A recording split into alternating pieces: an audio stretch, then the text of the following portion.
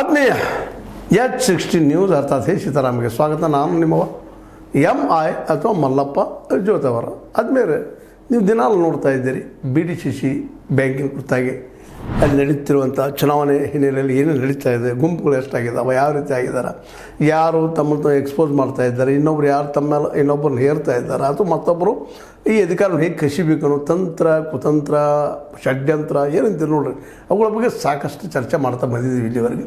ಒಂದಿಷ್ಟು ಅದರಿಂದ ಭಿನ್ನ ಆದಂಥದ್ದು ಒಂದಿಷ್ಟು ಹೊಸ ವಿಚಾರಗಳನ್ನು ಇವತ್ತು BDCC ನೆಲೆಗಟ್ಟಿನಲ್ಲೇ ಮಾತಾಡಬೇಕಾಗಿದೆ. ಯಾಕಂತಂದ್ರೆ ಮುಖ್ಯ ಚುನಾವಣೆ ನೆಲೆಗಟ್ಟಿನಲ್ಲೇ ಹೊಸ ವಿಚಾರಗಳು ಏನಾದರೂ ಹೇಳಲಿಕ್ಕೆ ಸಾಧ್ಯದನ ಅಂತೇಳಿ ಇಲ್ಲಿವಾಗ ನೋಡಿದಂಥ ಎಲ್ಲ ಚರ್ಚೆಗಳಿಗೆ ನೋಡಿದಿರಿ. ಹೆಚ್ಚು ಕಡಿಮೆ ಎಲ್ಲ ಈ ಏನು ಇದರಲ್ಲಿ ಭಾಗವಹಿಸ್ತಾ ಇದ್ದಾರೆ ಚುನಾವಣೆಯಲ್ಲೇ ಈ ಎಲ್ಲ ಘಟಾನುಘಟಿಗಳು, ಇವತ್ತು ಜಾರಕಿಹೊಳಿ ಅವರಾಗಿರ್ಬೋದು, ಜೊಲ್ಲೆಯವರಾಗಿರ್ಬೋದು, ಕತ್ತಿಯವರಾಗಿರ್ಬೋದು, IP ಪಾಟೀಲರಾಗಿರ್ಬೋದು, ಮುಂದೆ ಅದೇ ಕಾಲಕ್ಕೆ ನಮ್ಮ ಪ್ರಭಾಕರ್ ಕೋರೆಯವರಾಗಿರ್ಬೋದು, ಮಹಾಂತೇಶ್ ಕೌಡಿಮಠ ಅವರಾಗಿರ್ಬೋದು, ಅಥವಾ ಇನ್ನುಳಿದ ಈ ಭಾಗದಲ್ಲೇ ನಮ್ಮ ಪಟ್ಟಣವರಾಗಿರ್ಬೋದು, ಅಶೋಕ್ ಪಟ್ಟಣವರು, ಕೌಸಲ್ಗಿ ಅವರು, ಯಾರನ್ನು ತೊಳೆದಿರ್ತೀವಿ ಎಲ್ಲ ಒಂದು 16 ಕ್ಷೇತ್ರಗಳ ಏನು ಇದ್ದಾವೆ ಡೈರೆಕ್ಟರ್ಸ್ ಇದ್ದಾರೆ.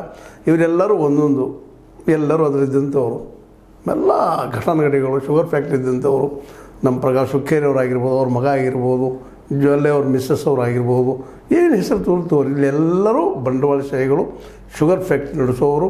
ಇದರ ಆಧಾರ ಮೇಲೆ ತಮ್ಮ ರಾಜಕೀಯ ಜೀವನವನ್ನು ನಡೆಸ್ಕೊಂಡು ಹೋಗುವಂಥವ್ರು ಅದಾರ. ಇದರಲ್ಲಿ ಯಾರು ಹೆಚ್ಚಿಲ್ಲ ಕಡಿಮೆ ಇಲ್ಲ, ಒಬ್ಬರಲ್ಲಿ ಒಂದಿಷ್ಟು ದುಡ್ಡು ಹೆಚ್ಚಿರ್ಬೋದು, ಇನ್ನೊಬ್ಬರು ಕಡಿಮೆ ಇರ್ಬೋದು. ಆದ್ರೆ ಈ ಶುಗರ್ ಫ್ಯಾಕ್ಟ್ರಿಯ ನೆಲೆಗಟ್ಟಿನಲ್ಲೇ ರೈತರ ಕಬ್ಬಿನಿಂದ ಬಂದಂತಹ ಒಂದು ಬಂಡವಾಳ ಇದೆಲ್ಲ